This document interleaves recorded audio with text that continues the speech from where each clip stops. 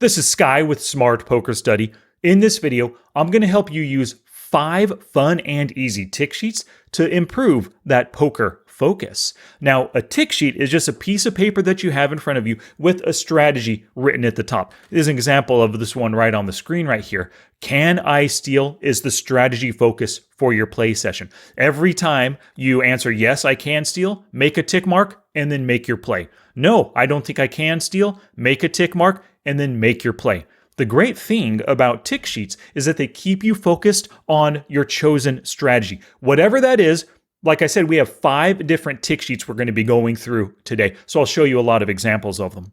Now, I recommend 1 tick sheet per session. I'm not saying you should have all 5 of these tick sheets in front of you at the same time. You don't want to overwhelm yourself. 1 tick sheet per session. If you play 5 sessions a week, that's 5 different tick sheets, or 1 tick sheet working on 1 strategy over and over for 5 different sessions. First up, the Can I Steal tick sheet. You're going to ask this question at every opportunity to try and steal the pot with a bet or a raise. Make a tick mark and then make your play. So it's folded to us. We have ace-10 offsuit. I would be happy to open raise and everybody fold. So I would consider this a steal. But can I steal? Well, he calls 31% like the Smart HUD says, but that doesn't mean he's going to call right now. There's a good chance he'll fold. This guy, he folds 71%. This one folds 83% right here. Yeah, I think I can make this deal. The only concern is his 3-bet at 10%, and given that he's 3-bet out of the big blind 1 out of 4, maybe a concern, but he folds so much, I think a steal can work. I'm going to make a tick mark under yes, and then we're going to make the play. They all folded. Great. Successful steal after we asked and answered the question. Another steal attempt right here. Before I open raise, and I guarantee with King 9 suited, I'm happy if everybody folds and I win the 1.5 big blinds. But can I steal? Well, probably not. We still have 4 players. He doesn't like folding. He's in the big blind. He might fold, but this guy doesn't like folding. But here's the thing. No, I can't steal, but we've got some really juicy fish potentially on the hook right here. I'm happy with open raising with the goal of maybe isolating one of these fish. That's what I would like to happen. We get a fold and a call and a call and a call. Huh. Wow. The 2 biggest fish and a relatively unknown player decides to call. 10, jack, 7, check, check. We get another steal opportunity. Can I steal? Very wet board. Flush draws possible, straight draws, pair plus draws, 2 pair. Any Broadway is really going to like this. They either hit a gut shot or some kind of a pair, even open-ended king, queen. I don't think I can steal this pot right here. I don't think a bet will work. So I decide to check. He bets, and then we all fold. But that was the Can I Steal sheet in action.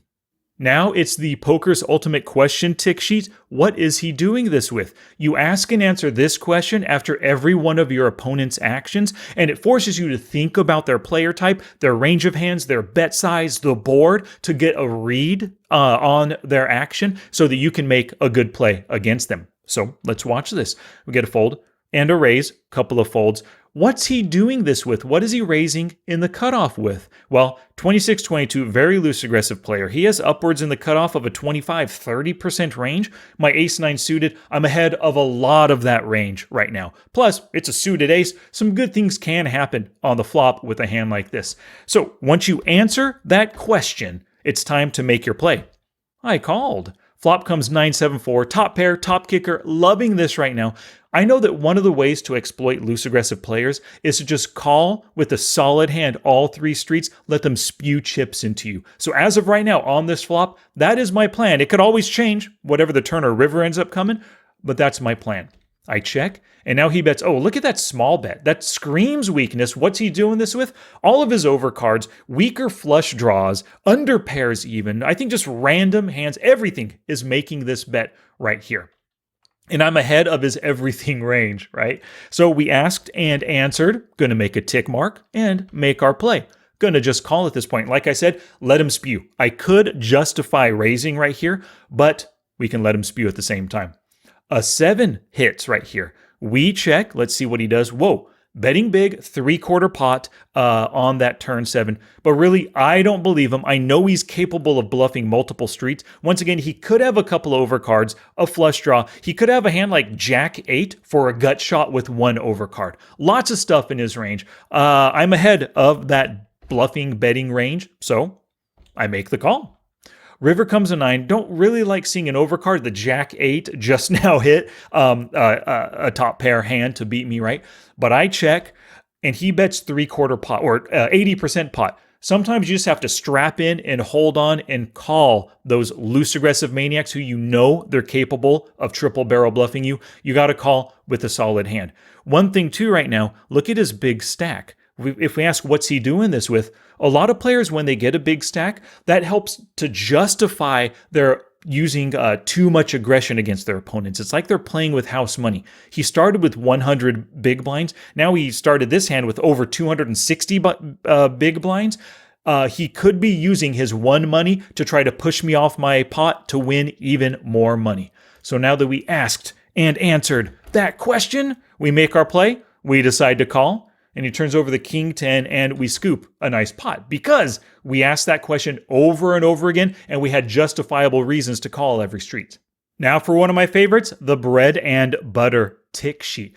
Every time you get into a bread and butter spot on the flop, you make a tick under yes or no. If you need to learn about bread and butter poker, there's a link in the description down below. But it's basically, you see the flop in position as the pre-flop raiser against one or two other players. So there's 3 aspects to bread and butter poker. We open raise right here, fold, fold, and the big blind calls. Well, we're in position, open raiser against one other player. That is bread and butter. Next hand, open raise, and we decide to 3-bet against this player. A fold and a call, fold and another call. Well, on the flop, we've got 3 players against 2 other players in position as the pre-flop raiser. That is another bread and butter spot. King, queen suited, open raise. Ooh, face a 3-bet from in position. All of them fold. We decide to call. Now, the key thing about bread and butter is when you call, that's anti-bread and butter. You cannot be in bread and butter if you choose to call. We decided to call right here, but let's take just a quick look at the flop. We're out of position against one player, and we're the caller. 2 things out of the 3 aspects to bread and butter are missing in this one. Now for the who is my opponent tick sheet. We're going to go over the same hands right here, but this tick sheet is to force you to think about your opponent and his basic player type. So you just make a tick mark under the player type for the opponents that you see the flop with. We got the Jack 9 suited, open raise, fold, fold, and a call. 32-0, I classify him as a fish. Next hand, we open raise, we 3-bet right now. Now, when you're making a 3-bet, you're purposefully doing it against a player. We are 3-betting a loose, aggressive player. So right away, even if he doesn't call, I'm going to make a tick mark under lag because I know who I am targeting, who is my intended opponent. We get a fold and a call. Oh, a fold and a call. Well, who is this player? 42/4, 36 big blinds. Yes, we have ourselves a lovely fish number 2. Now then over here, fold, we open raise.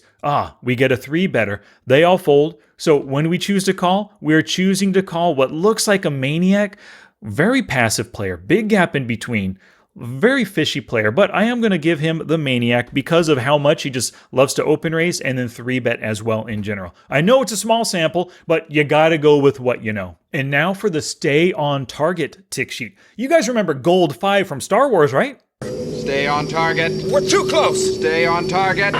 Yep, this tick sheet will help you do exactly that. The idea is you draw out the table with every player name on a piece of paper. And when you get involved in a hand with somebody, you make a tick mark underneath their name. So we got all folds and an open raise. Now, you might not think about this, but your call right here says more than just, I want to see the flop with pocket 9s. What you're saying is, I want to see the flop with pocket 9s against you, R. Bauman, because you are the open raiser. Before you make that call, realize that I am putting myself in a hand against R. Bauman on purpose, so he is my target in this hand. Make your tick mark, then make the call, then proceed through the hand. The next hand here, king, queen off. Folds, we open raise. Now, when you open raise out of any position, the most likely callers and potentially the most likely 3-betters are those in the blind. So those are your targets. So right now, I would put a tick mark under Dusty and never change. Those are my targets, open raising on the button. And then lastly, couple of folds. We got an open raise right here on the button, and we decide to call once again. Now, this call is going to target R. Bauman once again. Maybe we know a lot about R. Bauman, and we want to call him instead of 3-betting right now. If I had made a 3-bet, that would still be targeting R. Bauman right here. And we get a fold. Awesome. We wanted him heads up to the flop. We got him heads up with the top pair. Good kicker hand. All right, thank you so much for watching the video. Now get out there, play some sessions. You have 5 new tick sheets to use. And of course, you can create some of your own. I'll see you in the next video.